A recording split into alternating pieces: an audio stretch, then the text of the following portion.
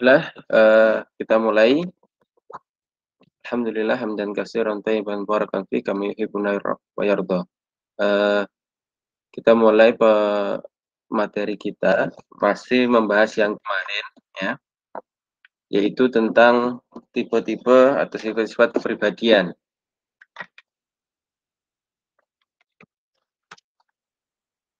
Kemarin kita sudah membahas tentang pembentuk ya, 4 hal pembentuk kepribadian. Ada 4 ya, diantaranya yaitu faktor peradaban, faktor genetik, faktor lingkungan, sama sosial budaya. Saya share screen dulu.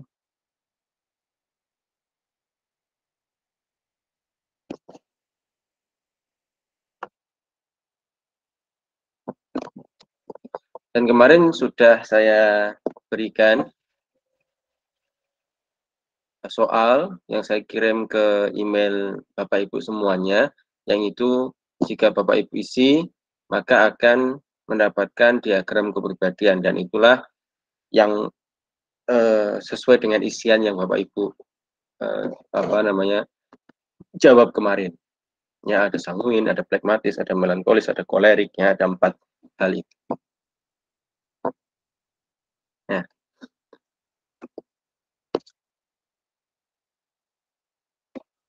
jadi kemarin ada 4 ini ya, saya ulangi sedikit, yaitu faktor genetika atau biologis, ini yang paling mendasar. Lalu setelah itu dia tumbuh besar di lingkungan, maka lingkungan yang mempengaruhi. Setelah itu sosial budaya mereka di daerah itu, ya, dan itu setiap daerah mempunyai sosial budaya yang berbeda. Dan yang keempat yang membedakan, yang bisa membentuk kepribadian mereka adalah faktor peradaban yang ada. Ya.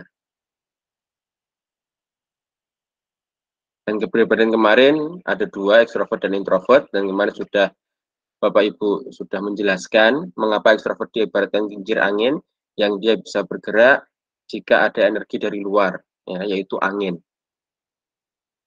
Ibaratnya energi anginnya itu adalah orang lain, ketika dia berinteraksi maka dia semakin terus bisa bergerak. Tenaganya ada di situ. Beda dengan introvert. Introvert diibaratkan seperti handphone yang dicas.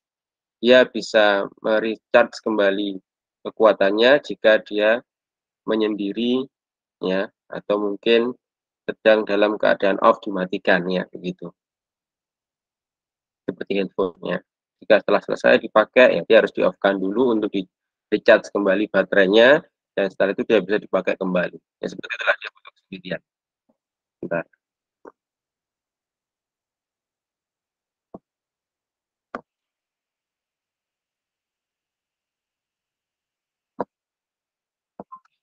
Lalu yang kemarin saya jelaskan, ya, tentang di antara kepribadian ini ada yang tengah-tengah. Apa namanya? Namanya kepribadian ambivert, ya. Ambivert seperti yin yang, ya, yin yang ada di Cina, gitu, teori Cina. Bisa dilihat bahwa di gambar itu di antara yang hitam ada putih, di antara yang putih ada hitam. Maksudnya apa? Ini kalau kita ibaratkan seperti kepribadian, di antara ekstrovert pasti punya sifat-sifat introvert meskipun kecil, ya. Dan di antara sifat-sifat introvert ada sifat-sifat ekstrovert meskipun juga kecil, ya, seperti itu, ya. Teman kami, ya, bercerita ketika dulu sebelum menikah, dan waktu itu masih kuliah, kepribadiannya introvert, ya. Entah setelah itu dia setelah menikah menjadi ekstrovert, ya, memang ada apa namanya perubahan di situ, dan itu bisa berubah memang. Tes ini pun ketika nanti diberikan ke anak-anak SMP, anak-anak SD misalkan, ya, dia sukanya ini, nanti ketika Bapak Ibu berikan lagi ketika SMP pasti akan berubah, ya. Nah, itu mungkin dari pengaruh-pengaruh lingkungan, dari pengaruh-pengaruh peradaban akhirnya bisa merubah itu, ya. Dan kita mempunyai sifat itu semua, tinggal mana yang paling menonjol di antara itu, ya. Kita semua punya sifat kepemimpinan, mungkin begitu. Makanya ketika di SMA atau kuliah ada namanya latihan dasar kepemimpinan. Agar apa? Agar sifat kepemimpinan ini bisa kelihatan seperti itu.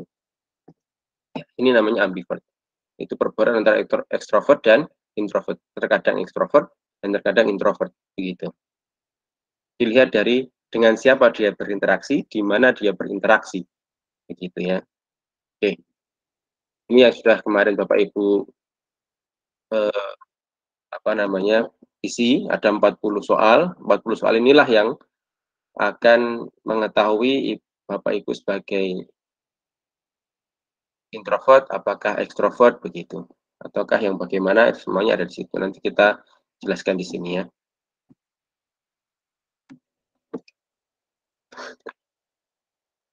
Nah, ekstrovert itu ada dua tipe, yaitu yang bertipe sanguin, yaitu yang suka bicara, atau bersifat kolerik, yaitu yang dia suka memimpin. Ya, ini kepribadian ekstrovert. Kita beri gambaran umumnya seorang sanguin, ya. Tolong dilihat yang bagian tebalnya itu, yaitu mereka cenderung ingin populer dan eksis, ya. Ingin disenangi oleh orang lain. Hidupnya penuh dengan warna-warni, ceria begitu ya. Mereka senang sekali bicara tanpa bisa dihentikan. Gejolak emosinya bergelombang ya. Kadang senang banget begitu ya. Tetapi orang ini sedikit pelupa ya, rentang konsentrasi pendek sehingga gampang lupa. Yang dia atau kemana ya, di mana tempat saya dulu menyimpan ya, kok lupa saya. Nah, ini ada ya yang seperti itu. Dia juga sulit konsentrasi, cenderung berpikir pendek ya, impulsif, pokoknya dia bergerak, entah nanti apa yang terjadi ya lihat nanti aja, yang penting dia bergerak dulu ya. Ini impulsif ya, cenderung berpikir pendek dan hidupnya serba tidak teratur. Maksudnya apa? Tidak terjadwal, beda dengan orang-orang melankolis ya. Dia terjadwal. Kalaupun nanti misalkan pelajaran bahasa Inggris disuruh nulis daily habit ya, daily activity, ya, habitnya mereka. Pagi jam sekian harus bangun, nanti jam sekian mandi, jam sekian lihat TV misalkan, jam sekian makan, jam sekian waktunya berangkat sekolah. Mereka bisa menuliskannya dengan rapi kalau melankolis. Tapi kalau orang sanguin enggak, ya begitu.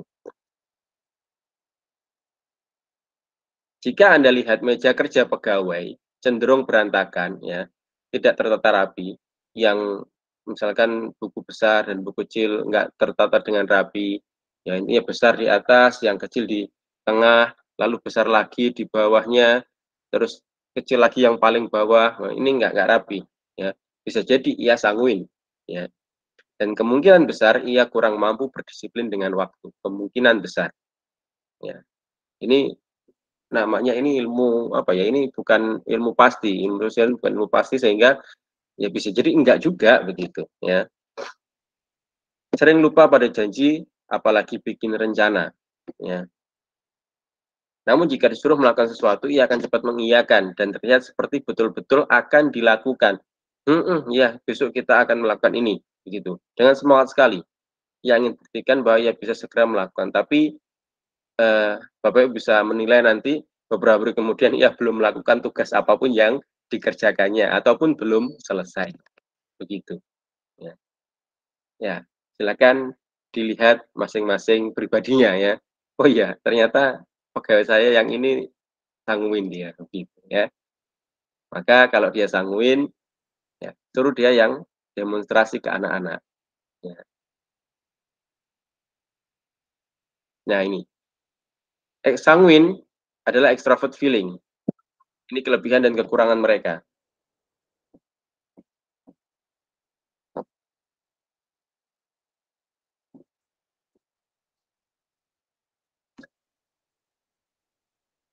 Kelebihan seorang sanguin, dia suka bicara. Nah, maka kalau kita punya pegawai sanguin, ya ajak dia diskusi. Itu senang dia ngobrol, cerita begitu. Misalkan kita punya pegawai sanguin, tempatkan aja ke TK, ya, ngajar TK, ngajar PAUD, begitu. dia suka atraktif, demonstratif, ekspresif, ya. Sehingga kalau dia mengatakan besar, tangannya akan ikut besar begitu. Mengatakan kecil, dia tangannya juga akan ya memperagakan, ya. Begitu juga mimik wajahnya. Ketika ceria dia akan ceria. Ya, ketika sedih dia akan ada mimik sedih ketika menceritakan hal sesuatu. Atau kita bisa lihat ya, mungkin Bapak Ibu pernah ke apa namanya, permainan roller coaster misalkan, permainan yang menantang. Orang-orang sanguin ketika permainan yang menantang seperti itu, ketika jalannya itu naik atau turun drastis begitu, dia akan teriak, histeris. Lihat film horor dia juga akan teriak ketika ada sesuatu yang bikin kaget. Ya. Beda dengan orang melankolis. Orang melankolis ketika seperti itu ya tenang diem, meskipun dalam hatinya teriak begitu ya. Itu orang melankolis. Ya. Yang tidak bisa mengungkapkan emosinya begitu. Ya. Dia ceria dan penuh rasa ingin tahu. Ya. Keponya tinggi. Maka kalau punya seperti ini ya dimotivasi biar keponya itu kepo yang baik begitu ya. Misalkan kepo tentang ajaran Islam yang lebih dalam, itu yang kayak bagaimana begitu ya. Dia hidup di masa sekarang, maksudnya apa? Ya dia suka hal-hal yang baru. Dia nggak suka hal-hal kuno, begitu kurang suka. Dia mudah berubah atau banyak keinginannya.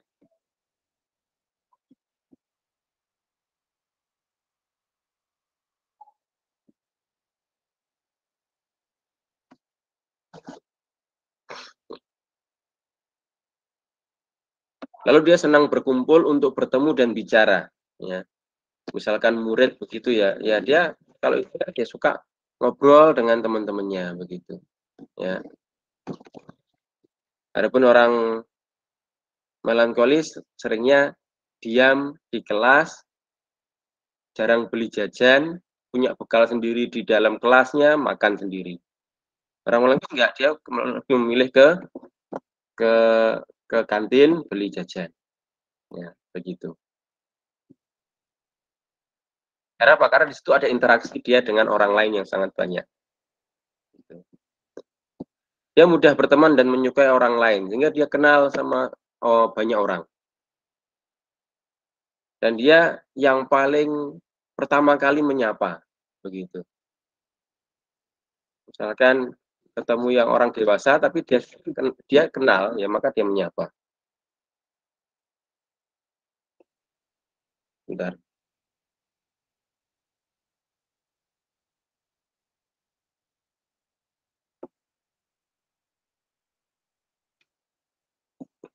Ya, dia yang paling pertama kali menyapa. Jadi antusias banget dari kejauhan itu dia sudah dada-dada.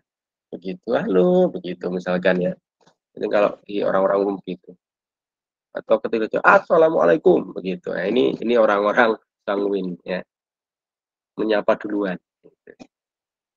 Nah, orang melankolis beda. Dia ini siapa ya yang mau nyapa duluan? Mereka menunggu, begitu. Dan dia orangnya menyenangkan, ya, menyenangkan. Ajak ngobrol itu kalau ibaratnya orang sekarang SKSD, dia baru baru di tempat itu tapi dia sudah ke tetangga-tetangga silaturahim, perkenalan Bu, nama saya ini, saya dari ini, saya dari ini, sudah cerita banyak sekali, begitu. Sehingga terlihat seperti orang yang menyenangkan di situ. Ya. Lalu kelebihannya dia tidak menyimpan dendam. Maksudnya apa ya? Ketika dia marah ya sudah, dia marah, pokoknya marah, selesai ya selesai, nggak ada dendam lagi, begitu ya. Selesai. Terus seorang sanguin itu menghindari hal yang membosankan. Misal ketika dia bosan dengan pelajaran di kelas, ya dia yang rame sendiri nanti cerita ke temennya, cerita dia bikin cerita sendiri meskipun gurunya juga cerita. Dan orang-orang atau anak-anak nanti akan lebih cenderung bukan ke gurunya mendengarkan, tapi mendengarkan ke siapa? Ke temannya yang bercerita. Ya, seperti itu. Ya, karena dia antusias ketika bercerita itu. Ini kejadian ya di Kediri waktu itu ya. Waktu itu saya mengajar di Imam Muslim ya. Itu kelas 1. Ketika itu yang mengajar Ustadz Bagus ya. Ini Ustadz Bagus. Cerita tentang ya pelajarannya. Ya. Di kelas itu ada Hamam, putranya Ustadz Abu Ammar. Cerita juga. Ternyata yang dengarkan bukan Ustadz Bagus siapa Hamam, karena ceritanya menarik dia. Ya bisa bercerita dengan sangat menarik. Ustadznya kalah begitu. Ya, seperti itulah orang-orang Sanguin. Ya. Dan dia menghindari hal yang membosankan. Jadi kalau gurunya nggak ada itu libur begitu ya. Jadi dia cari kegiatan apa yang bisa umek pokoknya ya. Apa bahasanya kalau di sana ya. Ini sibuk sendiri. Yang ini, yang itu, yang sana, yang sini, ya. Yang mana ini, mana itu misalkan ya. Pokoknya nggak bisa diem. Ya. Ini kelebihan orang-orang Sanguin. Kekurangannya apa? Kekurangannya dia suara dan tertawanya keras. Ya, kalau ngomong banter begitu. Ya. Kalau orang Malaysia kan ngomongnya individu. Yang ngomongnya individu. Kalau ke orang itu ngomongnya individu. Tapi kalau Sanguin yang ngomongnya langsung, meskipun dia ngomongnya individu tapi suaranya keras didengar orang lain yang lain juga. Seperti itu. Ya. Jadi bukan seperti orang bisik-bisik. Jadi ngomongnya banter ya. Bahkan bukan hanya teman depannya yang kedengaran, teman yang lain kiri kanan yang lain dengaran, akhirnya berpusatkan perhatian kepada si Sanguin yang berbicara tadi. Kekurangan yang lain membesar-besarkan suatu hal. Begitu. Kekurangan yang lain susah untuk diam. Ya, susah untuk diam. Diam dalam arti berbicara tadi. Ya, aktif dalam hal lisan. Begitu. Dan juga mungkin ya gerakan juga kurang bisa juga untuk diam ya begitu. Suruh diam 5 menit, umek aja begitu ya. Lalu yang selanjutnya mudah dikendalikan oleh keadaan. Yang selanjutnya RKP atau rentang konsentrasi pendek, artinya pelupa. Ya, gampang lupa menaruh suatu hal di tempatnya. Ya. Pokoknya diplek begitu. Terus nanti ketika mau cari, tadi tak taruh mana ya? Begitu. Ya, seperti itu. Ini kekurangannya. Lalu yang kekurangannya selanjutnya antusias di awal ya tadi yang di gambaran umum tadi kelihatan seperti cepat mengiyakan ya antusias di awal, tapi setelah dilihat ya nyatanya juga belum jadi begitu ya.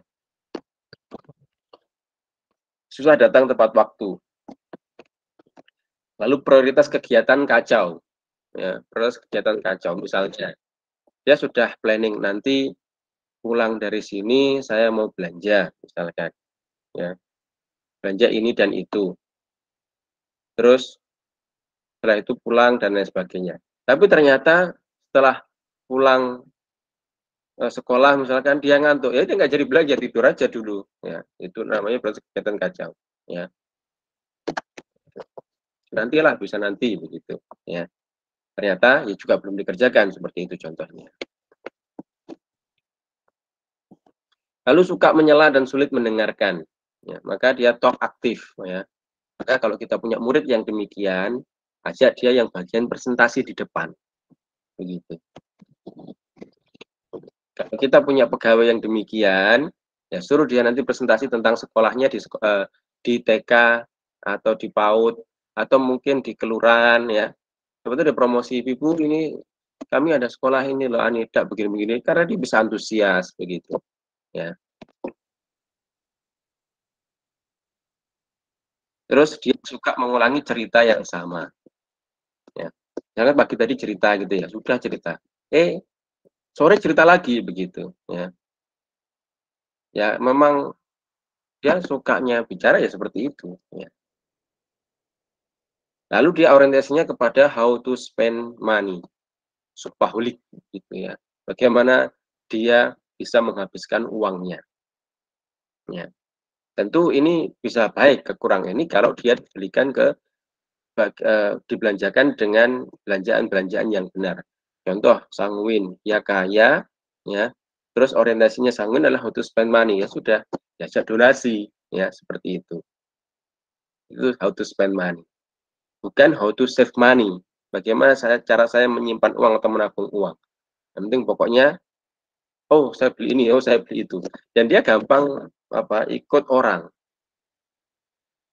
Ketika orang lain beli ini, wah dia tertantang untuk beli juga, akhirnya dia beli, begitu. Ini sebatas keinginan bukan kebutuhan, terkadang begitu, ya.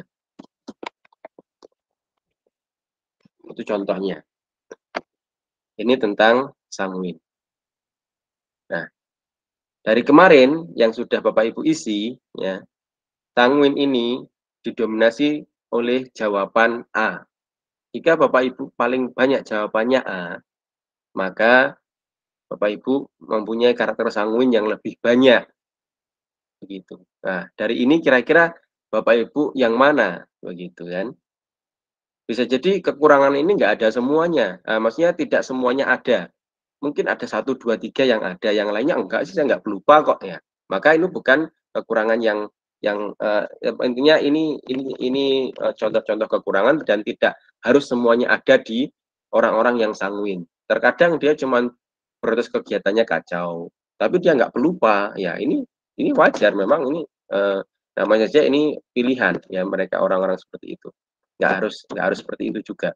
Oh mungkin dia nggak how to spend money, ya, tidak menghabiskan uang, gitu. Ketika dia mau membeli kebutuhan, ya, barang, ya, dia masih mikir-mikir. Maka berarti bukan sangunya yang bekerja, melankolisnya yang bekerja. Seperti itu, ya. Ini sanguin. Kamu jelas nggih ya? Sudah jelas ya untuk yang A. Ini didominasi oleh jawaban A. Oke, selanjutnya ekstrovert yang kedua yaitu kolerik. Gambaran umumnya mereka suka mengatur orang, suka tunjuk atau perintah orang. Bahkan terkadang tamu juga dia perintah, ya. Dia tidak ingin ada penonton di dalam aktivitasnya, nggak ingin orang yang duduk diam aja, disuruh begitu. Lah aku ngene, kowe ya kudu ngene, begitu. Ya, kalau saya bergerak, kamu juga harus bergerak. Ya, nggak harus seperti itu juga kan? Ya, ada orang-orang di balik layar, begitu. Seperti orang melihat apa bikin film, ada yang di depan layar artis, ada di belakang layar kameramen dan sebagainya. Kalau semua harus jadi artis, apa yang di belakang layar, begitu kan? Jadi nggak harus kalau saya begini kamu harus begitu, ya ini repot juga. Ya, akibatnya sifatnya yang suka perintah itu terkadang dia tidak punya banyak teman. Ya. Orang lebih suka menghindar agar apa? Tidak menjadi korban karakter yang suka ngatur dan tidak mau kalah.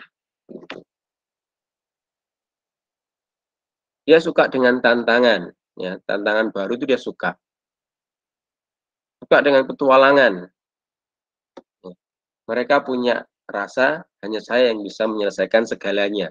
Tanpa saya berantakan semuanya. Nah, itu ini orang-orang kolerik. Sehingga terkadang dia tidak percaya kalau diberikan kepada orang lain. Belum bisa memberikan kepercayaan kepada orang lain.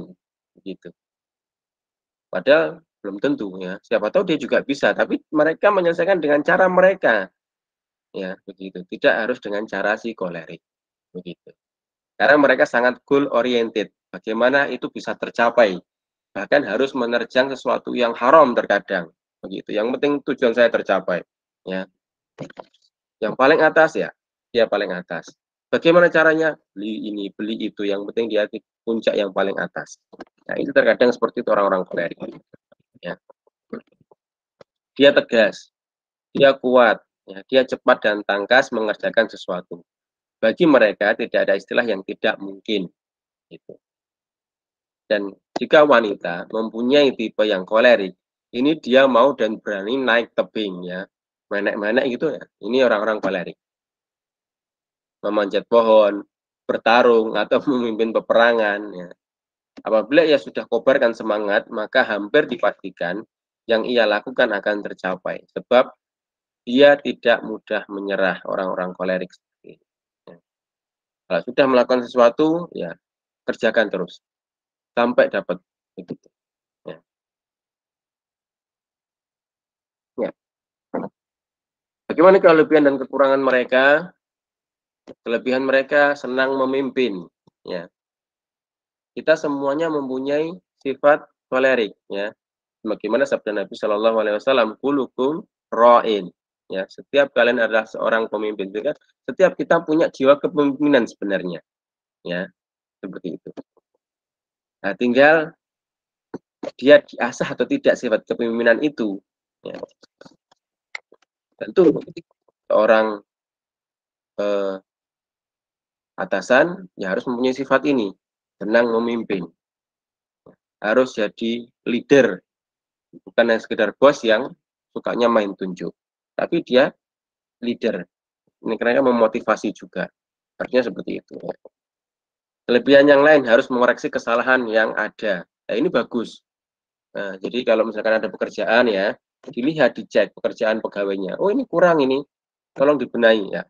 Ini bagus ya, mengoreksi kesalahan. Mengoreksi kesalahan itu bukan berarti dia tidak terima dengan apa yang dikerjakan, tidak, tapi ya kalau bisa kerjakan yang benar begitu loh. Ya. Berkemauan keras untuk mencapai sebuah target. Ya.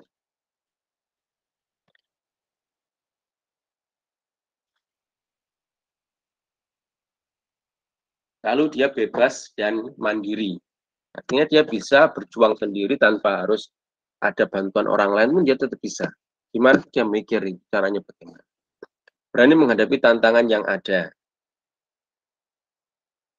Dia juga kadang mendelegasikan pekerjaan ya tadi. Main perintah orang. Begitu. Dia bisa membuat dan menentukan tujuan yang sangat baik ya, jadi visioner ya, punya visi ke depan. Nah, terkadang tidak begitu perlu teman. Kenapa? Karena dia bebas dan mandiri tadi. Saya bisa mengerjakan ini sendiri kok, saya nggak usah banyak teman pun nggak masalah ya. Sehingga dia punya visi ke depan, maka dia bagus kalau jadi pemimpin. Dia unggul dalam keadaan darurat, sehingga dia bisa, maksudnya dia bisa mengambil keputusan dengan cepat ya. Beda dengan orang melankolis ataupun phlegmatis yang harus mikir dulu. Ini kalau begini nanti jadinya ini. Oh, kalau jadi begini nanti saya harus ke plan B. Kalau plan B nggak berhasil, berarti saya harus ke plan C. Ya, ini orang-orang melankolis. Ya. Orang kolerik enggak, tapi dia bisa langsung mengambil keputusan dengan cepat. Ya. Ini perlu juga ya. Mengambil keputusan dalam keadaan darurat itu perlu juga.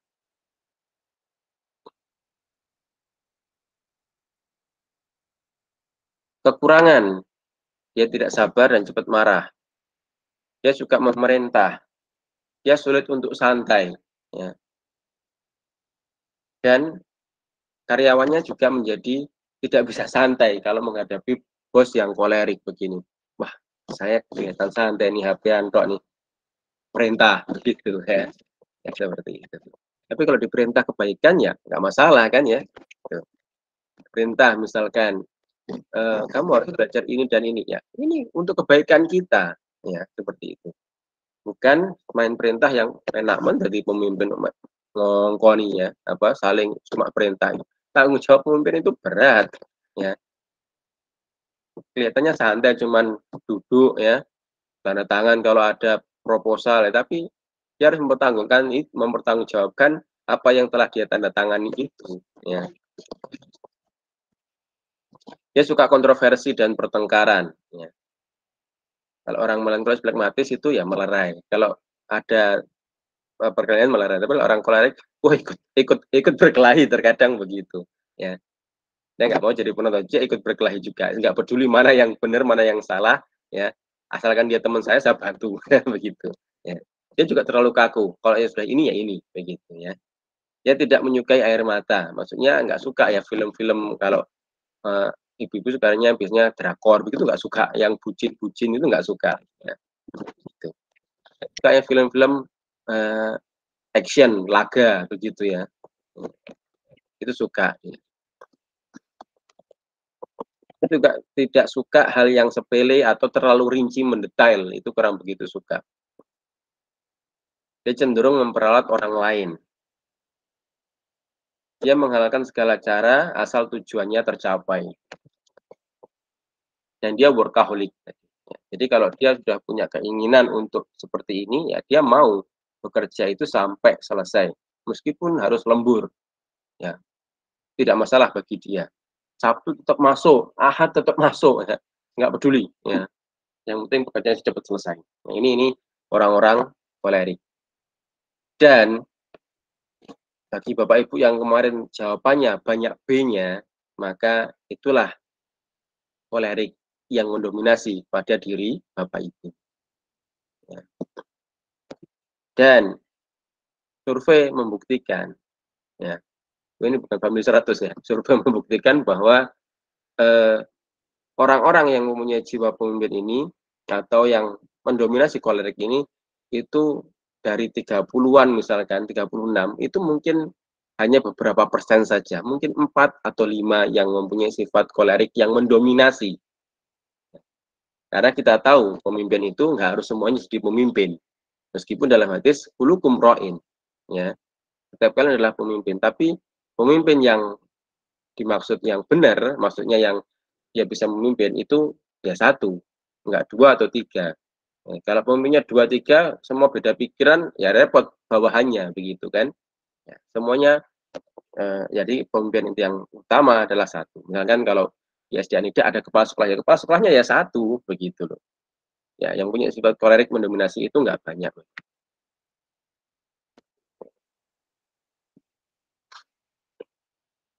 Kalau A masih banyak, tapi kalau B memang sepersekian saja dari beberapa orang. Memang seperti itu ya.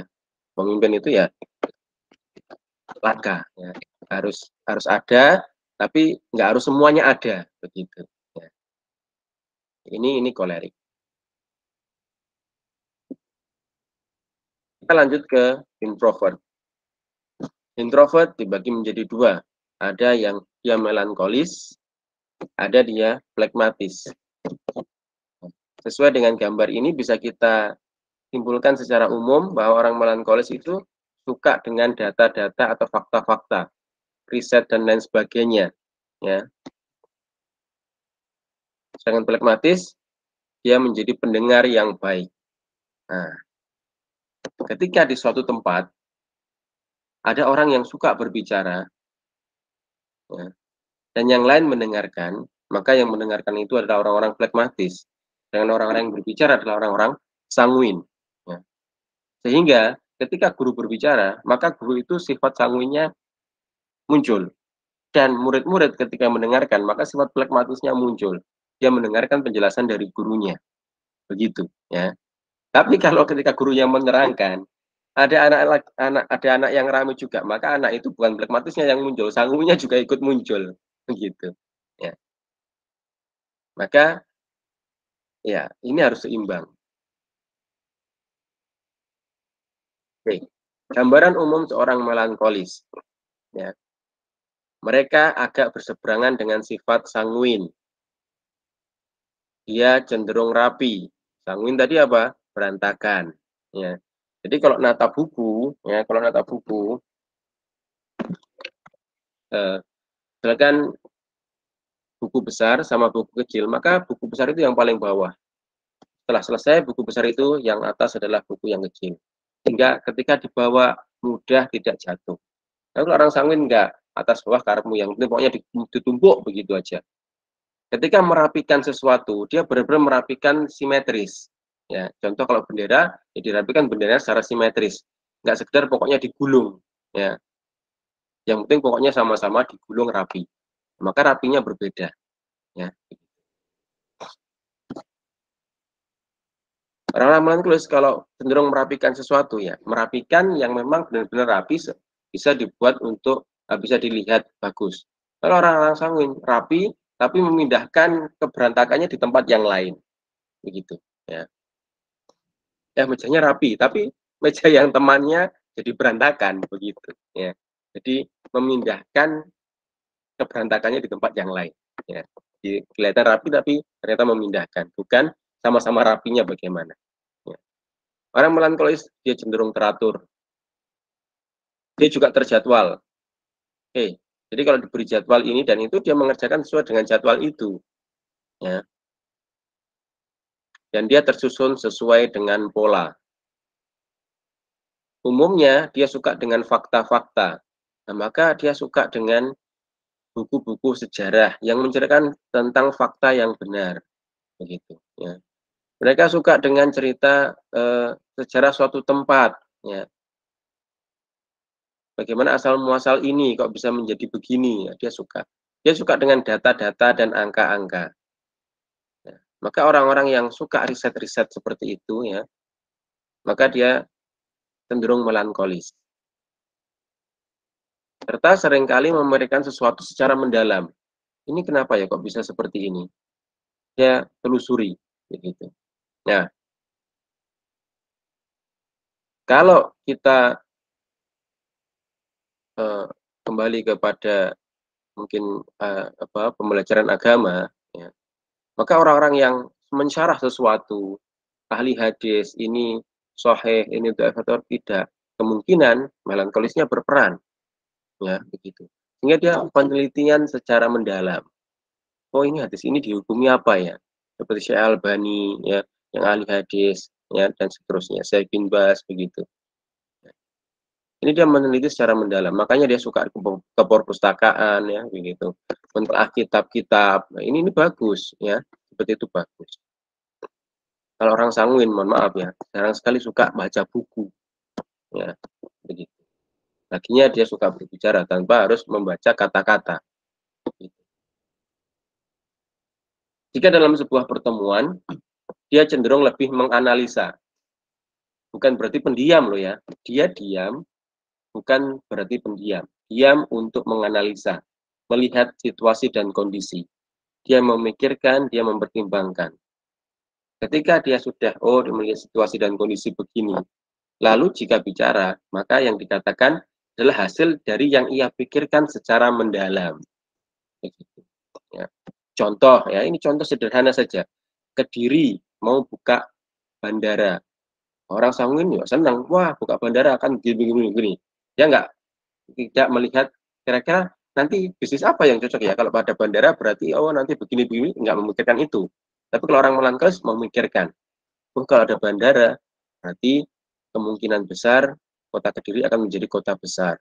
Yang kedua akan banyak investor datang ke sini. Yang ketiga akan begini-begini. Oh saya harus begini. Ya seperti itulah orang melankolis. Dipikirkan secara mendalam. Kenapa kok banyak bandara ya? Coba mungkin Bapak Ibu pernah nggak berpikir di tempat Bapak Ibu ya di daerah sana, kok banyak ya orang sekarang jual frozen food? Apakah frozen food ini akan lebih laris daripada yang tidak? Ini perlu ya, ini orang-orang melankolis yang memikirkan hal demikian. Ya. Kok banyak ya orang jualan toko popok saja ya? Kok nggak beragam toko? Kenapa? Nah, ini memikirkan seperti itu orang-orang melankolis. Ya. Suka data, suka angka. Ya. Larry Page, seorang penemu Google, ya, buat Google. Ya orang melankolis karena dia suka dengan fakta, data, angka, dan mungkin suatu secara mendalam. Dan itu akhirnya berguna bagi kita sekarang. Ya. Selalu ingin serba sempurna, perfeksionis, ya, dan ingin teratur. Karena itu tidak heran jika dia tidak bisa tidur karena selimut tidurnya tidak tertata rapi, atau bajunya tidak ditata dengan rapi, bajunya berantakan, pokoknya syukur ambil. Begitu. Ya. Dan jangan mencoba mengubah isi lemari yang telah disusun, karena ia tata secara bagus sekali sehingga warna, jenis, dan klasifikasi pemakaian sudah ia perhitungkan.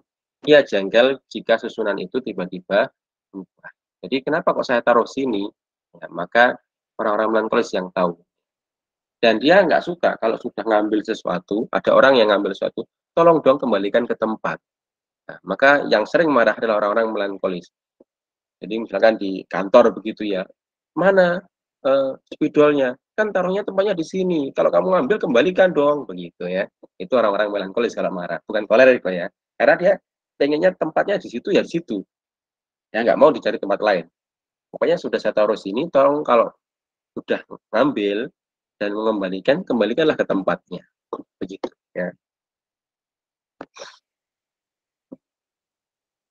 Ya, melankolis mempunyai kelebihan. Kelebihannya apa? Dia suka analisisnya secara mendalam. Ya. Dia juga berorientasi kepada jadwal yang sudah ditentukan. Oh ya, kalau yang kolerik tadi, dia tidak suka berada di zona nyaman. Kalaupun dalam usaha, dia suka berbisnis. Kenapa? Karena di situ ada tantangan di situ. Terkadang rame, terkadang sepi. Terkadang untung melimpah, terkadang bangkrut. ya, maka dia suka dengan tantangan itu. Ya. Nah, kalau orang melankolis, ya, dia sukanya ke zona kayak lainnya, yang pragmatis, dia sukanya ke zona nyaman. Ya sudah, saya sudah begini, ya sudah, saya nggak akan kemana-mana, gitu.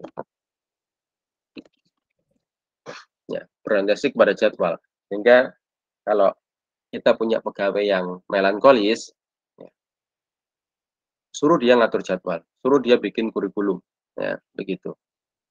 Sehingga dia bisa, oh, nanti bisa menempatkan dengan baik, begitu. Suruh dia ngatur jadwal ujian, begitu. Ya. Kemungkinan besar orang-orang yang menyusun kalender akademik, ya, kemungkinan besar adalah orang-orang melankolis, gitu. Karena dia menyusun sesuatu dengan pasti. Oh, nanti tanggal sekian, oh ini nanti kita ujian akhir. Oh, Maret sudah puasa. Oh, berarti nanti harus begini. Nah, seperti itu.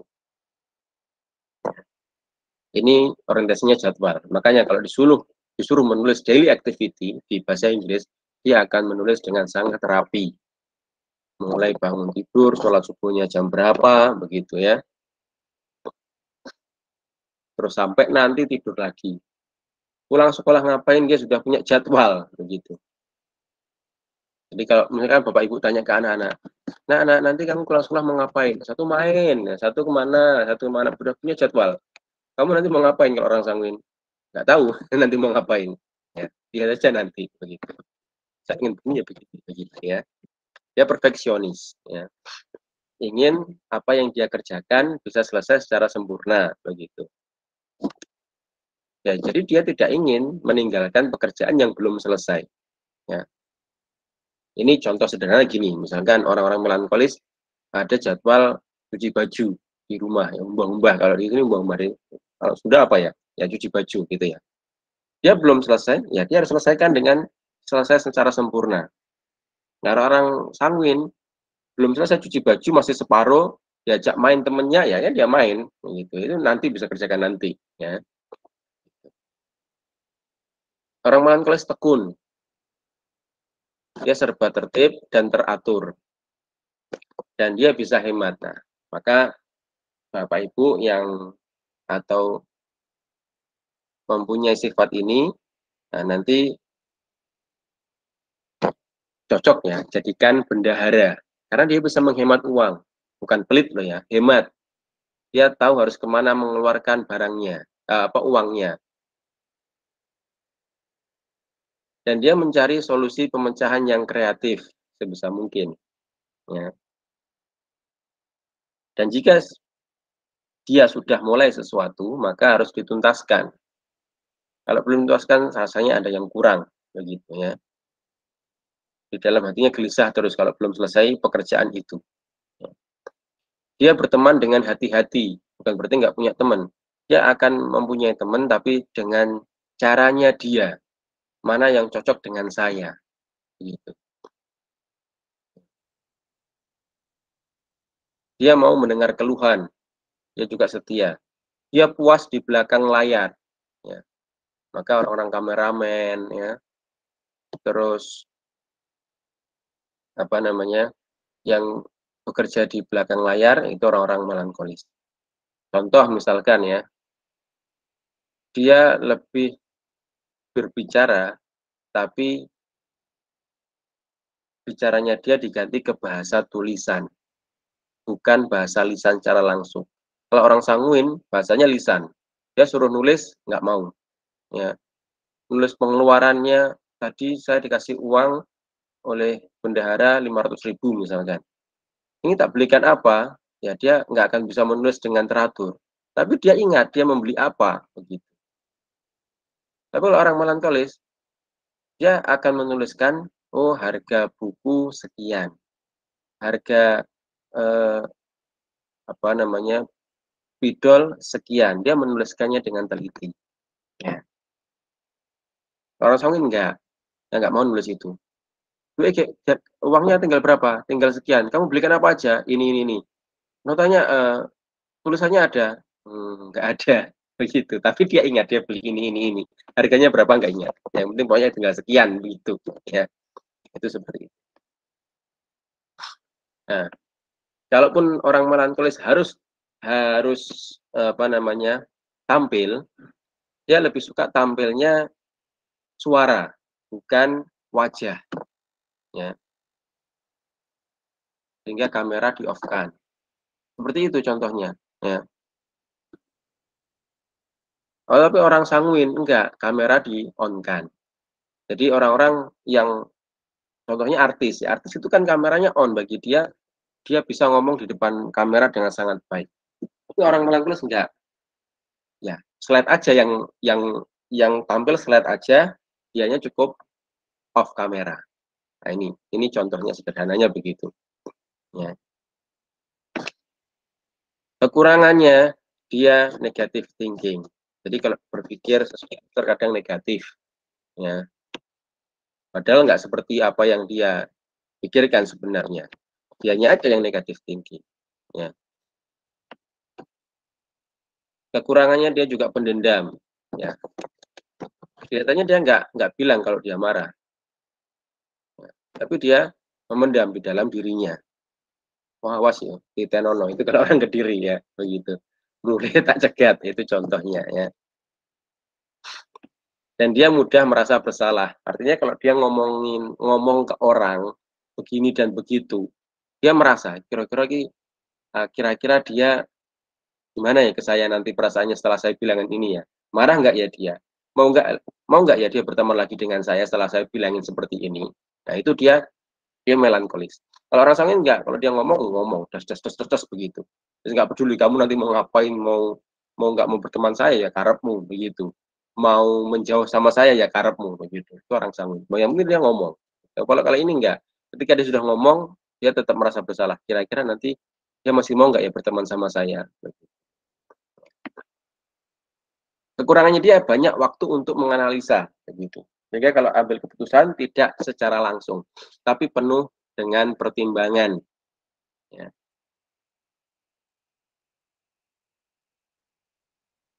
Dan selanjutnya dia mempunyai standar yang terlalu tinggi ya, dalam hal pekerjaannya. Begitu. Dia juga sulit sosialisasi, bukan berarti antisosial, tapi dia sulit sosialisasi karena harus berpikir secara mendalam, menganalisa terlebih dahulu, baru dia bisa ngobrol. Jadi speak up-nya dia, ngobrolnya dia setelah hasil dari analisa yang secara mendalam tadi. Kalau langsung ingin speak up-nya langsung speak up, langsung bicara, begitu. Nah, contoh sederhana MC. Ya kan di sini ada acara apa begitu ya di sekolahnya di Anida misalkan. Ya sudah, dia langsung bicara ngomong. Tapi kalau orang melankolis harus persiapan dulu, jangan langsung didadak. Kamu ya MC ya, bingung dia. Karena dia belum mempersiapkan itu. Ataupun harus mempersiapkan secara singkat sekali dia belum bisa. Jadi kalau Anda menunjuk seseorang jadi MC, menunjuk orang melankolis, tunjuklah H-3 minimalnya atau H-7 sehingga dia benar-benar bisa mempersiapkan dengan sangat matang. Meskipun itu harus hanya sekedar berbicara di depan audiens hanya 1 jam, tapi dia perlu mempersiapkan itu secara matang.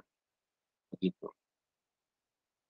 Seperti Steve Jobs, pemilik Apple, ya. Dia mempersiapkan itu secara matang, meskipun dia berbicara cuma beberapa menit, tapi dengan penuh persiapan yang matang. Begitu. Ya. Kalau orang sanguin bisa berbicara itu 2 jam tanpa perlu persiapan. Ya. Gitu.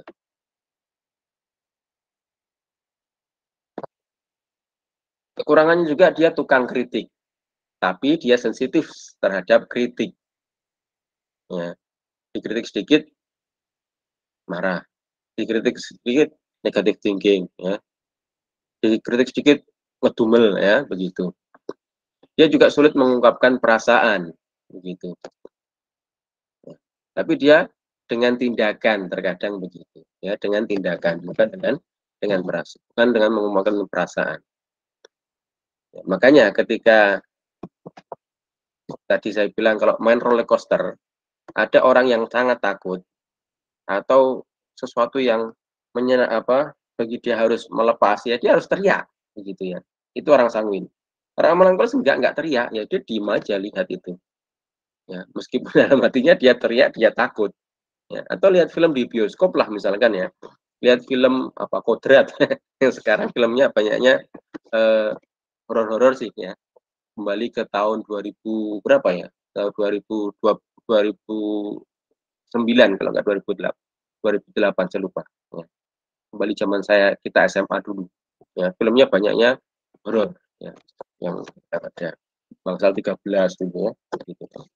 Kalau dia melihat sesuatu kelihatannya setannya muncul gitu dengan apa instrumen yang menegangkan dendeng begitu, orang sangun sudah teriak wah begitu ya. Orang melankolis ya tetap dia melihat begitu meskipun dia takut meskipun dia takut ya begitu. Dia punya rasa curiga yang besar ya. Karena negatif thinkingnya tadi. Nah, dan Bapak Ibu yang kemarin menjawab C yang lebih banyak, maka Bapak Ibu melankolisnya lebih dominan. Melankolisnya lebih dominan. Oke. Selanjutnya, pragmatis. Gambaran umumnya, mereka tidak suka dengan konflik. Maksudnya Pak, dia lebih suka mengalah. Oh ya wes, ya sudah begitu ya. Jika timbul masalah, ia berusaha mencari solusi yang damai tanpa timbul pertengkaran, win-win solution kalau bisa. Ia mau rugi sedikit atau rela sakit, yang penting masalah segera selesai. Ya. Dia kurang semangat, juga kurang teratur serta serba dingin. Cenderung diam. Nah, kalau ini diamnya diam pasif. Kalau orang melankolis diamnya dia menganalisa. Ya, begitu.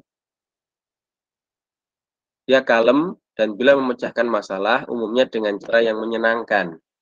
Ia mau jadi pendengar yang baik, tapi jika disuruh mengambil keputusan, ia akan terus menunda.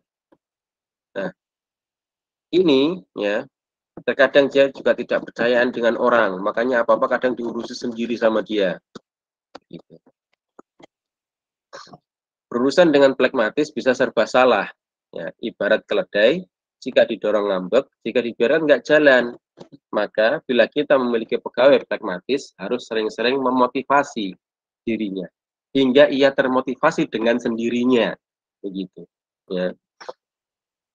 Jadi motivasi apapun, kalau dirinya sendiri tidak mau memotivasi, ya, tidak termotivasi, maka dia tidak akan melakukan itu. Ya. Maka terus kasih motivasi, ya. Dikembangkan pola pikirnya dia, biar dia berpikir lagi, sehingga akhirnya dia bisa termotivasi dengan sendirinya, dan dia akan bergerak setelah itu. Ya. Ya. Pragmatis, kelebihannya apa? Dia mudah bergaul, ya. Dia santai dan dia tenang. Dia sabar dan dia pendengar yang baik. Nah, ini cocok. Jadi guru BK misalkan menjadi pendengar yang baik untuk keluhan siswanya, cocok. Dan dia nanti bisa memberikan solusi permasalahan dengan sangat baik juga. Dia tidak banyak bicara, tadi kenapa? Dia suka mendengarkan. Dia juga baik hati. Dia kuat di bidang administrasi. Nah, ini cocok nih jadi bagian mengarsipkan surat, mengarsipkan buku, suruh nulis di situ ya, sangat bagus dia. Ya. Pembukuan bagus juga dia, begitu ya. Pembukanya rapi nanti. Eh, pengadaan barang, pengeluaran barang, ini juga mencatat dengan sangat baik orang pragmatis ini. Ya. Oh barang datang ke sekolah Anidak misalkan, hibah dari pemerintah, dia catat di situ. Ya. Kursi ada berapa, ya, meja berapa yang dihibahkan, kemana dan seterusnya itu. Bagaimana kondisinya, apakah masih bisa dipakai ataukah rusak, ya barang-barang yang lama, gitu. Ya. Dia menjadi penengah masalah yang baik. Dia tidak suka menyinggung perasaan. Dia juga peduli. Ya. Dia mudah diajak rukun dan damai. Ya, tadi karena dia suka kedamaian. Ya. Dia mempunyai rasa humor yang tajam. Kekurangannya dia kurang antusias, kadang khawatiran, dia menghindari konflik dan tanggung jawab, ya. Dia juga kadang keras kepala, ya. Tadi karena sulit diajak bicara tadi. Kalau nggak termotivasi dengan dirinya sendiri, ya dia akan sulit tadi. Sulit kompromi karena merasa sudah benar bagi dirinya untuk dia diamnya itu, ya. Terlalu pemalu dan pendiam, sulit bergerak dan memotivasi diri. Dia suka menunda-nunda masalah, gitu, ya. Tidak senang didesak. Ya. Jadi kalau misalkan buka lowongan, poin yang keberapa bisa bekerja di bawah tekanan, pragmatis mundur duluan. Ya, pragmatis mundur duluan karena nggak suka didesak-desak begitu. Atau kalau didesak-desak, ya, dia besoknya nggak masuk kerja, ya, begitu. Alasannya sakit ini, sakit itu dan seterusnya. Ini orang pragmatis, ya, seperti itu. Oke, ini 4 kepribadian tadi ya, ekstrovert dan introvert, di dalamnya ada 4 itu. Oke, sekarang saya mau bertanya kepada Bapak Ibu dan tolong dijawab di kolom komentar, ya, atau kolom chat. Kira-kira mana yang lebih utama antara Khadijah dan Aisyah? Ini istri Nabi loh ya, ya ini istri Nabi. Kira-kira mana yang lebih utama? Ini sekedar intermezzo saja ya. Silakan dijawab duluan. Nanti saya sebutkan mengapa kok harus seperti itu. Khadijah, Khadijah, ya. Ada lagi? Ada yang jawab Aisyah? Ya.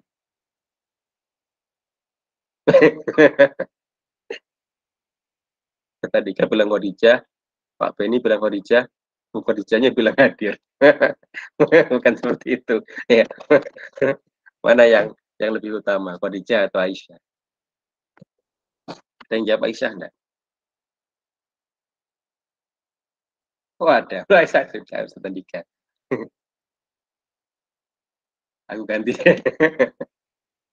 Ya boleh, boleh, boleh. Ayo, ada lagi siapa yang mau jawab? Ya, ada 19 orang loh ya. Ini masih 4 yang jawab. Masih 3 yang jawab. Kira-kira mana yang lebih baik? Khadijah, Khadijah. Oke. Aisyah, ya. Oke. Nah, ini saya ambil dari uh,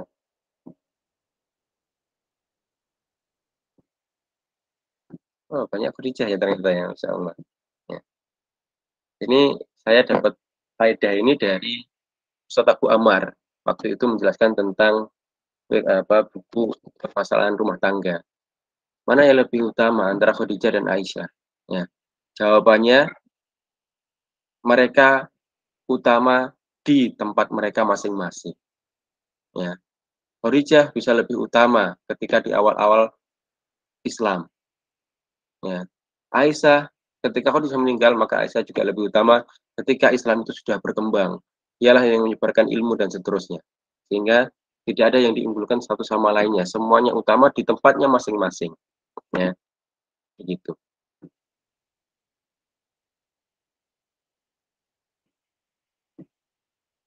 Nah, apa maksud saya memberikan ini? Ini juga untuk penggambaran ya. Ya, terkadang ya guru juga perlu intermezzo yang demikian untuk ke anak muridnya. Kenapa? Terkadang intermezzonya itu terkadang lebih bermanfaat daripada teorinya. Ya. Nah, kalau kita uh, ibaratkan misalkan ekstrovert dan introvert mana yang lebih utama, maka jawabannya adalah mereka utama di tempatnya mereka masing-masing. Ya. Sehingga tidak ada, oh saya yang paling bagus, oh dia yang paling kurang bagus. Ya enggak seperti itu. Semuanya bagus di tempatnya masing-masing. Introvert bagus di tempat yang dia harus bekerja dengan data, ya. Sanguin utama di tempat dia yang harus berinteraksi dengan orang, begitu. Sehingga itu kalau bisa saling melengkapi, ya. Sehingga adanya 4 karakter itu bukan berarti harus terkotak-kotak, ya. Oh, ini saya sanguin nih, kamu orang pragmatis minggir dulu, begitu ya. Enggak seperti itu, ya. tapi utamanya di daerahnya masing-masing. Apakah harus dirubah sifatnya itu? Juga tidak, ya. Juga tidak harus dirubah, ya. Tapi eh, apa namanya? Bukan merubah sifat, tapi merubah keadaan yang lebih baik. Misalkan, ya, misalkan dia pelupa, ya, maka harus ada orang yang mengingatkan biar dia nggak lupa bagaimana, begitu. Kalau ada orang yang suka bicara, maka harus ada yang mengingatkan, harus mengerim bicaranya, begitu kan? Maka manakah yang lebih utama, ya, dari dua kepribadian yang besar tadi, ekstrovert atau introvert? Maka atas izin Allah semua sifat itu baik sebenarnya. Tanpa adanya orang sanguin, ya, dunia akan terasa sepi, ya. Bayangkan nggak ada orang yang bicara, nggak ada orang yang depan layar, nggak ada orang yang atraktif, demonstratif, nggak ada, ya. Jadi masa kira-kira kalau Bapak Ibu diajar oleh guru yang anak-anak sekarang kita pelajarannya adalah olahraga. Ayo olahraga yuk. Satu, dua, tiga, kan nggak atraktif. Bosen nggak itu? Bosen. Begitu, maka satu, dua itu lebih atraktif, ya. Ya, itu orang sanguin harus ada seperti itu. Olahraga tapi cuma satu, dua, tiga, empat, lima, ya datar. Ini kurang bagus. Maka harus ada orang-orang sanguin, ya. Biar nggak sepi di hidup itu, ya. Tanpa adanya orang-orang melankolis, ya, tidak ada kemajuan di bidang riset, keilmuan, dan budaya, ya. Karena orang yang suka meneliti ya orang-orang melankolis, ya, kebanyakannya. Orang-orang ahli hadis, ya, seperti itu, ya, yang meneliti secara mendalam, Syekh Albani, terus ahli hadis yang lainnya, ya. Ini orang-orang punya ingatan yang kuat, ya. Uh, Imam Bukhari, Imam punya ingatan yang kuat, maka kalau kita nggak ada orang-orang yang seperti itu, ilmuwan kita akan hancur, ya. Tanpa kolerik juga dunia akan berantakan tanpa arah dan tujuan. Karena nggak ada yang memimpin. Begitu. Bayangkan, sebuah sekolah nggak ada kepala sekolah. Siapa yang memimpin nanti? Mereka akan berjalan dengan sendiri-sendiri. Gitu kan? Maka perlu juga adanya orang kolerik. Tanpa pragmatis juga nggak jalan. Tidak ada yang mampu bijak untuk mendamaikan dunia. Jadi kalau ada pertengkaran, bayangkan itu orang-orang kolerik semua. Ya bertengkar semua nantinya. Ya, tidak ada perjanjian damai nanti yang membuat ingin damai lah begitu, ya, jangan bertengkar dong begitu, indah kok kalau damai, itu orang-orang pragmatis, ya. Maka perkaranya bukan mana yang terbaik, tetapi bagaimana memanfaatkan sifat-sifat yang ada untuk kebaikan, begitu. Bagaimana Nabi Shallallahu Alaihi Wasallam melihat sifat ketegasan pada Umar bin Khattab, beliau tidak mengubah sifat Umar yang keras, yang tegas, tapi menempatkannya pada tempatnya. Dia tegas kepada orang-orang kafir, begitu. Nggak mau masuk Islam, perangi, kan begitu. Nggak mau masuk Islam, bayar jizyah. Nggak mau bayar jizyah, perangi, begitu kan. Kan diajak damai duluan ketika mau berperang, itu kan. Gitu. Tapi bukan tegas kepada setiap orang, kepada sesama Muslim, cap kafir, bid'ah. Nah, maka ini jadilah orang-orang khawarij, begitu kan. Ya. Maka harus menempatkan sifat itu yang ada untuk kebaikan pada tempatnya masing-masing. Kita punya sifat sanguin, tapi ya tempatnya masing-masing. Masa ngajar jadi melankolis sih? Nggak ngajar dong nanti, diem dulu menganalisa. Diem masuk kelas, diem dulu menganalisa. Oh, bocah ini, oh anak ini begini. Nggak langsung ngajar, kan juga repot, ya. Gitu kan. Orang pragmatis, ya, orang sanguin, orang kolerik, itu perlu juga, ya, di dalam dunia itu.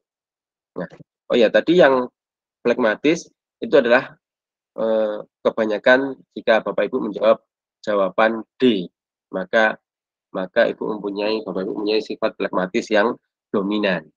Begitu. Oke, ini. Nah, Bapak Ibu yang pengen baca buku tentang kepribadian, ya, silahkan baca buku tentang psikologi Islam yang sempurna oleh Dr. Rehanul Bahrain, atau Quiet Impact, tak masalah jadi orang introvert oleh Sylvia Loken, ya, atau introvert juga bisa sukses oleh Zen Muklis, atau Diary Introvert oleh Hardizu. Nah, kebanyakannya buku-buku yang tercetak itu membahas tentang introvert. Kenapa extrovert tidak ada? Karena extrovert itu kebanyakan orang yang ada di dunia itu, ya, sanguin, kolerik, ya, itu ada. Orang introvert di bagian tulisannya, dia ada tapi di belakang layar. Dia puas dengan tulisannya saja yang diagung-agungkan. Nggak harus dianya yang terkenal, begitu ya. Seperti itu. Ya.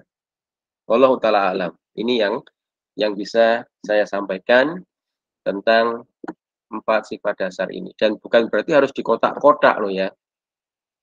Sifat dasar itu wajar dong, saya orang sanguin kok saya suka bicara. Ya, nggak harus juga gitu ya.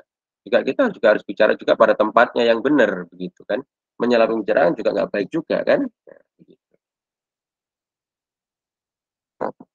Oke, dari sini kira-kira ada yang ditanyakan atau tidak?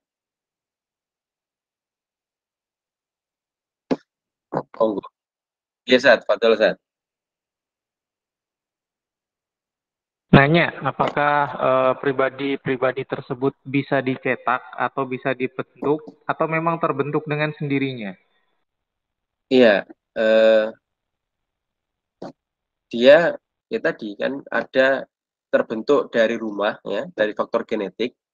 Lalu setelah itu tercetak dari faktor genetik, lalu terbentuk karena lingkungan, karena sosial budaya dan karena peradaban. Jadi semuanya saling berpengaruh. Jadi nggak bisa kalau kita katakan dia ini terus nggak, dominan nggak.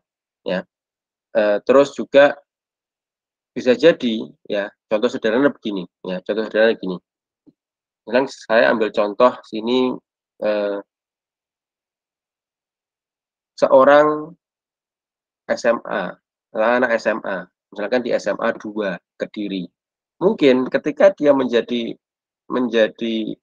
apa siswa baru di SMA 2, dia melankolis, dia menganalisa teman-teman saya kayak gimana.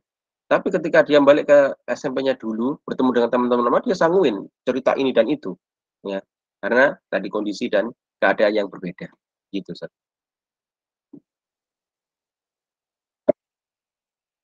Padahal yang lainnya, oh ya maaf ya, ini yang pragmatis tadi harusnya introvert feeling ya. Ini belum salah tulis ya. Kemarin saya copy belum sempat saya benahi ya, Bu Khadijah seperti itu.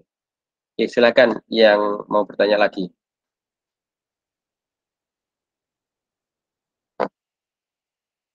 tentang introvert dan extrovert. Nah, kalau orang-orang introvert, ketika dia ada muncul ganjalan pertanyaan, dia lebih baik menunggu orang yang bertanya kira-kira saya bertanya sama nggak ya? Kalau bertanya sama, saya nggak usah tunjuk tangan begitu. Ya, ya silakan, Zat. Betul, Zat.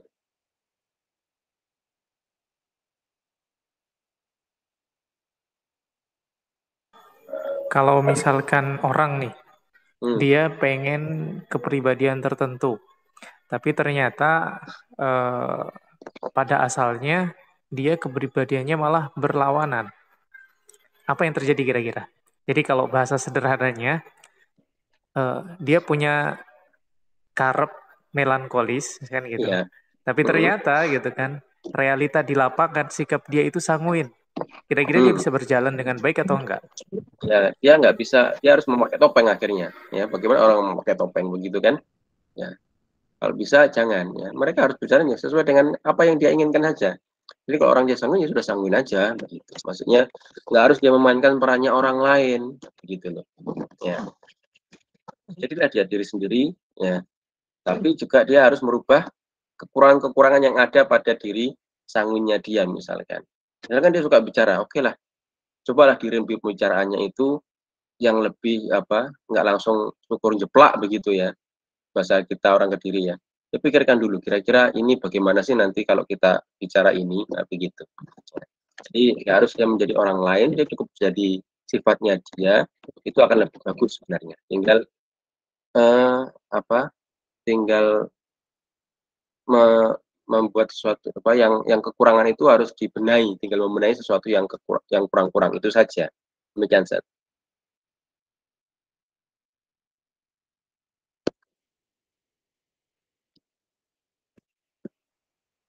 Oke, Fadil yang lainnya.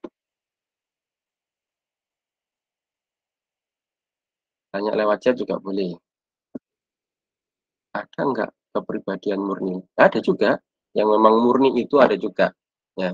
Saya pernah ini memberikan apa namanya tes kepribadian itu ke murid-murid saya. Ternyata ada yang dia murni jawabannya C. Begitu. Melankolis banget. Itu ada. Ya.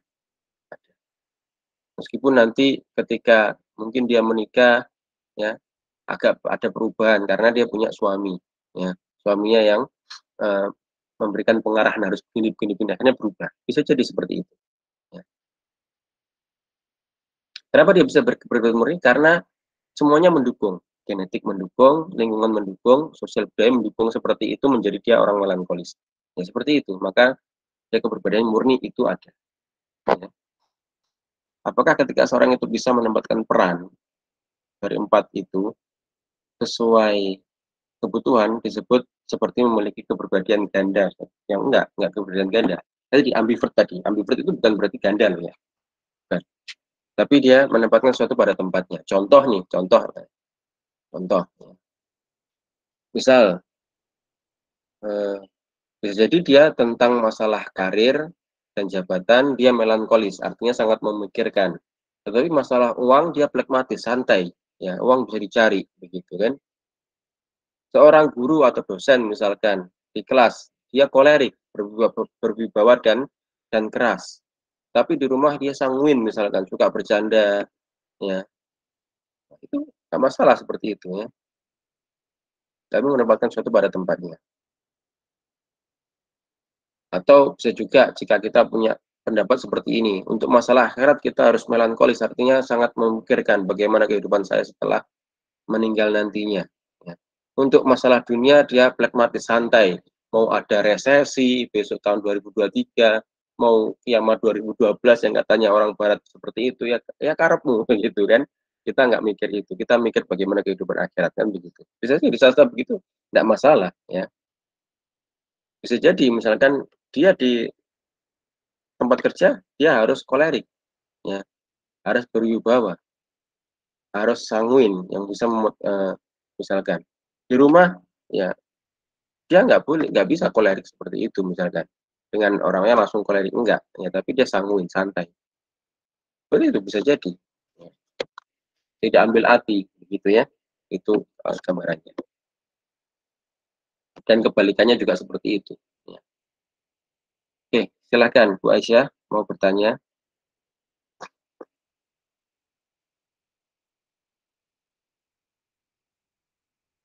Betul.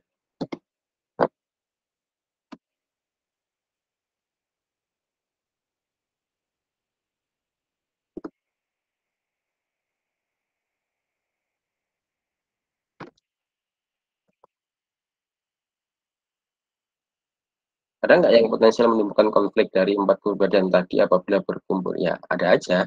Ada, bisa juga ya, yang potensial menimbulkan konflik bisa juga. Ya, itu tergantung dari suasana hati mereka juga ya, sehingga bisa menimbulkan konflik.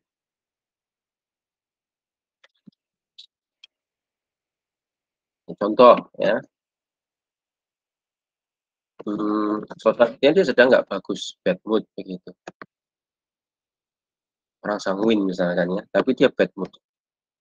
Ketemu sama temennya yang sanguin juga. Dia ngomong ceplos-ceplos si satunya. Pas yang bad mood tadi, merasa melankolisnya muncul. Ya akhirnya bisa bertengkar.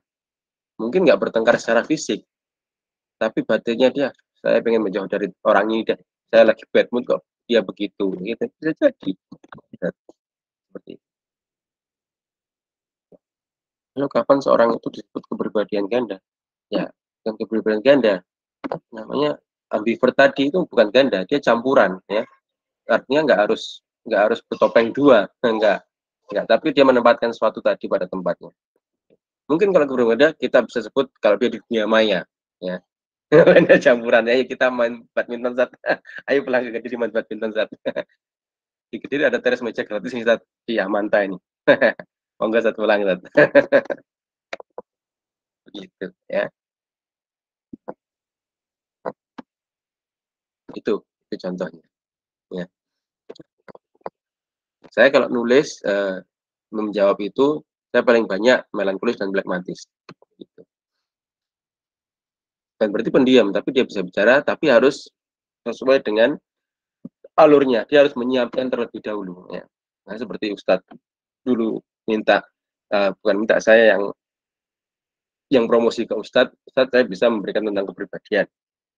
Ustadz minta akhirnya kan, ya ayo silahkan kapan besok Kamis Ustadz. Nah, besok Kamis Mas, bentar saya tak cari bukunya dulu, saya tak merojaah dulu, saya bikin materinya di slide dulu. Nah, seperti itu. Nggak langsung ngomong, nggak bisa kalau seperti itu. Ya. Itu melankolisnya begitu. Ya. Jadi nggak diem, tapi dia bicara cuman harus sesuai dengan itu. Oke. Bagaimana cara yang tepat sebagai guru untuk melerai jika ada murid introvert dan ekstrovert yang beradu pendapat? Ya, kalau pendapatnya, kalau pendapatnya, ya gimana ya? Sebentar.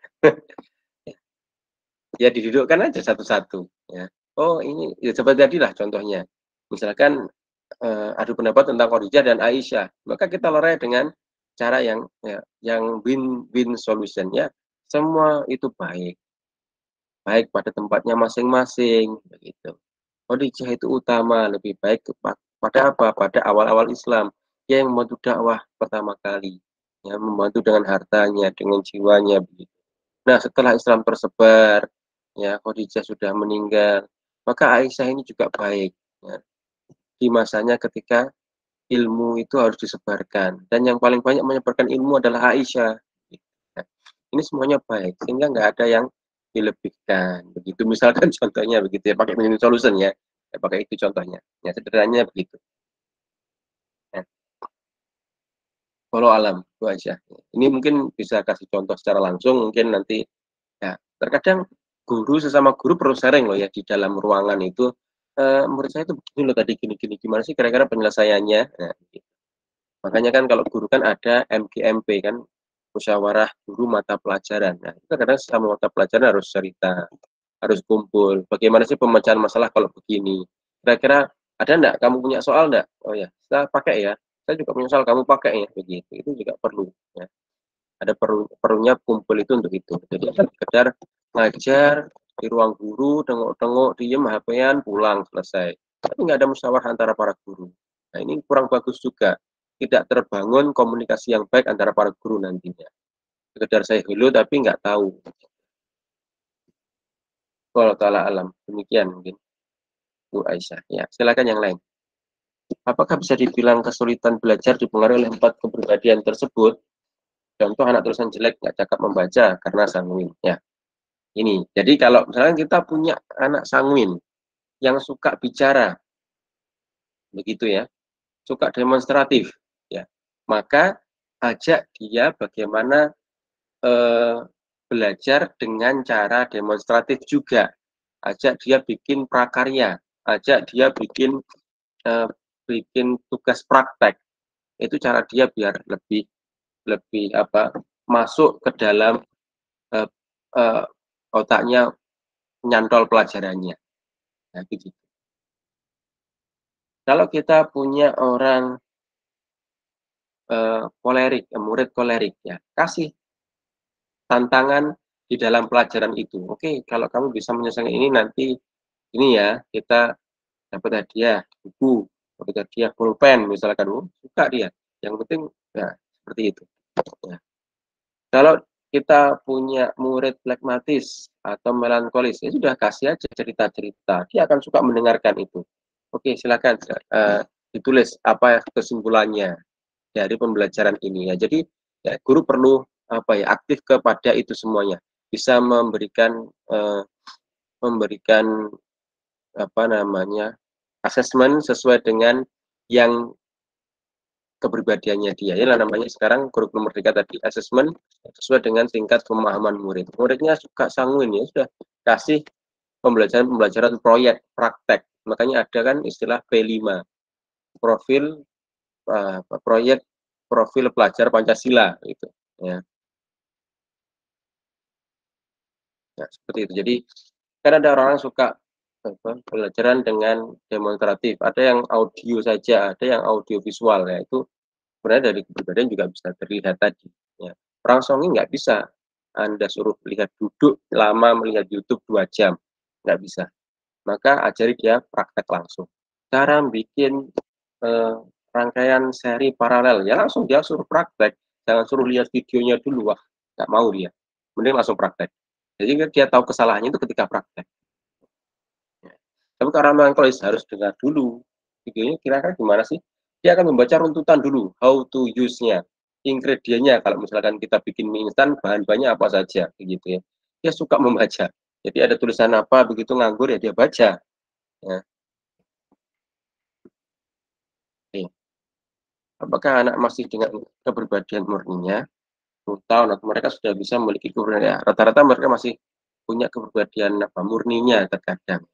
Jadi anak-anak itu kan ada yang memang suka diperhatikan. Ya. Ada anak-anak yang memang dia pendiam. Nah, jadi misalkan kita punya balita misalnya ya, elokan wong, maksudnya ikut sama orang lain mau. Nah, ini rata-rata biasanya dia orang sanguin, nggak takut dengan orang. Karena ada penelitian ya, di barat ya. Jadi ada 10 anak diberikan balon. Kan itu balon kan rangsangan dari luar kan. Orang-orang sanguin itu ketika diberikan balon, ya, anak-anak sanguin, maka dia tidak takut. Ya. Dia langsung mengambil atau gembira, senang. Tapi kan orang-orang melankolis ketika diberikan balon, dia mungkin takut. Ya, ya ini nanti ketika besar dia menjadi orang-orang melankolis. Jadi dengar suara apa dia takut, gitu. Ada orang jualan dengar apa dia takut. Kemungkinan besar ketika dia besar dia akan menjadi melankolis. Kemungkinan besar. Ya.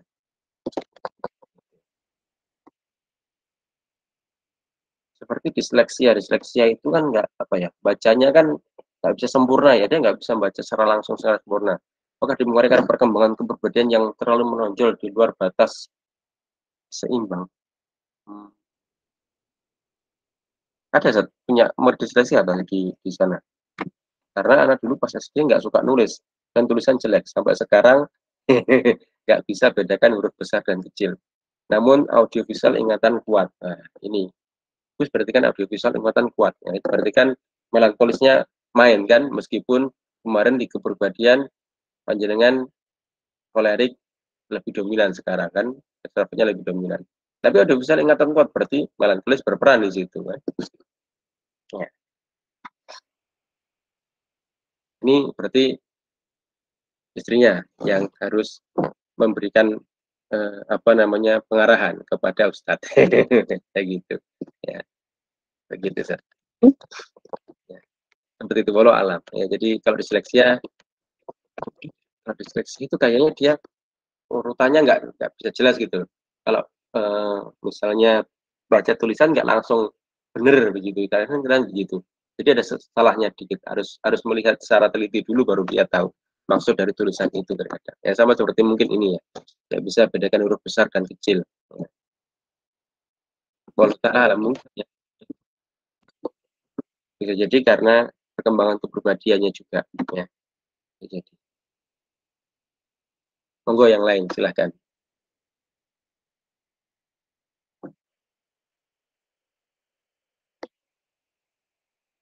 Nah, yang tadi baru menjawab di link tugas, nanti saya kirimkan diagram kepribadiannya setelah ini ya, karena belum sempat bikin. Silakan yang lainnya, monggo.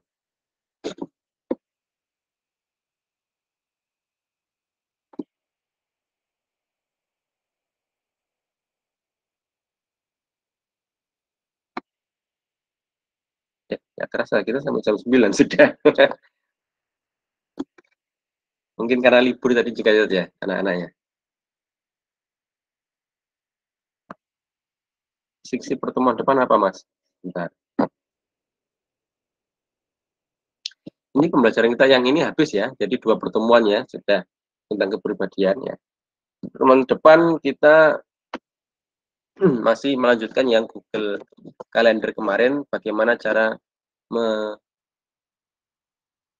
mengingatkan orang ya dengan menggunakan Google Calendar. Kalau kemarin kan kita bikin jadwal sendiri kan di Google Calendar. Nah, sekarang bagaimana kita bikin jadwal yang jadwal itu harus mengingatkan orang lain. Salah itu ya. Nanti yang kita pakai Google Calendar, selain itu juga kita bikin pakai Google Kontak. Ya, Google Kontak. Jadi masih berkaitan ya antara Google Form ke Google Kontak ke Google Calendar. Nah, Google Kontak inilah yang nanti berpengaruh kepada Google Calendar, Google Slide, Google Doc, Google Sheet, ya itu semuanya berpengaruh nanti. Makanya penting tadi membuat database ke wali murid. Jadi Bapak Ibu yang kemarin sudah bikin form ya, silahkan bikin form tentang database murid, wali murid, nama wali murid, terus rumahnya, terus emailnya, ya nomor handphonenya, ini untuk mengingatkan mereka. Seperti itu. Wallahu ta'ala alam. Nanti insya Allah itu ya. Monggo yang lain yang mau bertanya.